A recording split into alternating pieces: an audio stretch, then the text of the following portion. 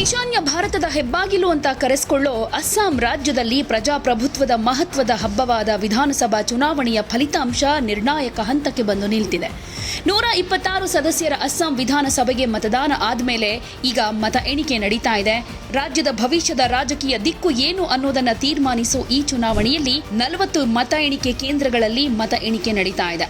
ಈ ಸಲ ಚುನಾವಣೆಯ ಮುಖ್ಯ ಹೋರಾಟ ಮುಖ್ಯಮಂತ್ರಿ ಹಿಮಂತ ಬಿಸ್ವಾ ಶರ್ಮಾ ನೇತೃತ್ವದ ಎನ್ಡಿಎ ಮೈತ್ರಿಕೂಟ ಮತ್ತು ಗೌರವ್ ಗೊಗೊಯ್ ನೇತೃತ್ವದ ಅಸ್ಸೋಂ ಸನ್ಮಿಲಿಟೋ ಮೋರ್ಚಾ ನಡುವೆ ನಡೆದಿರೋದು. ಮತ ಎಣಿಕೆಯ ಆರಂಭಿಕ ಪ್ರವೃತ್ತಿಗಳು ಹೊರಬರ್ತಾ ಇರೋ ರೀತಿಯನ್ನ ನೋಡ್ತಾ ಇದ್ರೆ ಅಸ್ಸಾಂನಲ್ಲಿ ಕೇಸರಿ ಅಲೆ ತೀವ್ರವಾಗಿರೋದು ಸ್ಪಷ್ಟವಾಗಿ ಕಾಣಿಸ್ತಾ ಇದೆ.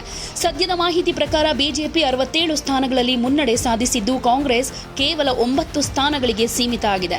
126 ಸ್ಥಾನಗಳ ವಿಧಾನಸಭೆಯಲ್ಲಿ ಬಹುಮತಕ್ಕೆ ಅಗತ್ಯವಾಗಿರುವುದು 64 ನಂಬರ್. ಈಗ 67 ಸ್ಥಾನಗಳಲ್ಲಿ ಮುನ್ನಡೆಯನ್ನ ಸಾಧಿಸಿದ್ದು ಬಿಜೆಪಿ ಮ್ಯಾಜಿಕ್ ನಂಬರ್ ಅನ್ನ ಕ್ರಾಸ್ ಮಾಡಿದೆ. ಇದು ವಿರೋಧ ಪಕ್ಷಗಳಿಗೆ ದೊಡ್ಡ ಹೊಡೆತವಾಗಿದ್ದು, ಅವರ ಭದ್ರಕೋಟೆ ಅಂತಾನೆ ಕರೆಯಲ್ಪಟ್ಟ ಪ್ರದೇಶಗಳಲ್ಲೂ ಕೂಡ ಕಾಂಗ್ರೆಸ್ ಕುಸಿತ ಕಂಡಿದೆ. ಕಾಂಗ್ರೆಸ್ ಹಾಗೆ ಇತರ ವಿರೋಧ ಪಕ್ಷಗಳು 2 ಅಂಕಿ ಸಂಖ್ಯೆಯ ಸ್ಥಾನಗಳನ್ನು ಕೂಡ ರೀಚ್ ಆಗೋದಕ್ಕೆ ಹೋರಾಟ ಮಾಡ್ತಾ ಇರೋ ಸ್ಥಿತಿ ಇದೆ. ಇದು ಅಸ್ಸಾಂನ ರಾಜಕೀಯ ನಕ್ಷೆಯಲ್ಲಿ ದೊಡ್ಡ ಬದಲಾವಣೆ ಅಂತ ಹೇಳಬಹುದು. ಜನ ಅಭಿವೃದ್ಧಿ, ಸ್ಥಿರತೆ, ನಾಯಕತ್ವದ ಮೇಲೆ ಮತ್ತೊಮ್ಮೆ ವಿಶ್ವಾಸ ವ್ಯಕ್ತಪಡಿಸಿದ್ದಾರೆ ಅನ್ನೋ ಸಂದೇಶ ಈ ಫಲಿತಾಂಶಗಳಿಂದ ಹೊರಬರ್ತಾ ಇದೆ. ಒಟ್ನಲ್ಲಿ ಕ್ಷೇತ್ರ ಪುನರ್ವಿಂಗಡಣೆ, ಭಿನ್ನ ಭಿನ್ನ ರಾಜಕೀಯ ವಿಷಯಗಳು, ಕಲ್ಯಾಣ ಯೋಜನೆಗಳು, ಪೌರತ್ವದ ಚರ್ಚೆಗಳು, ಈ ಎಲ್ಲದಕ್ಕೂ ಅಂತಿಮ ಉತ್ತರವನ್ನ ಅಸ್ಸಾಂನ ಮತದಾರರು ತಮ್ಮ ಮತದ ಮೂಲಕ ಕೊಟ್ಟಿದ್ದಾರೆ ಅಂತ ಹೇಳಲಾಗ್ತಾ ಇದೆ.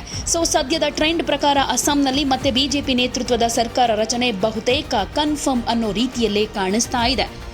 ಕ್ಲಿಯರ್ ಪಿಕ್ಚರ್ ಏನಿದ್ರು ಮಧ್ಯಾಹ್ನದ ನಂತರವಷ್ಟೇ ಗೊತ್ತಾಗೋದು. ಯಾವುದೇ ಸುದ್ದಿಯ ಅಪ್ಡೇಟ್ ಅನ್ನ ಮಿಸ್ ಮಾಡ್ಕೊಳ್ಬಾರ್ದು ಅಂದ್ರೆ ಈಗ್ಲೇ ಒನ್ ಇಂಡಿಯಾವನ್ನ ಸಬ್ಸ್ಕ್ರೈಬ್ ಮಾಡಿ. ನಿಮಗೆ ಬೇಕಾದ ಭಾಷೆಯಲ್ಲಿ ಎಲ್ಲಾ ಸುದ್ದಿ ತಿಳಿಬೇಕು ಅಂದ್ರೆ ಒನ್ ಇಂಡಿಯಾ ಆಪ್ ಅನ್ನ ಡೌನ್ಲೋಡ್ ಮಾಡ್ಕೊಳ್ಳಿ.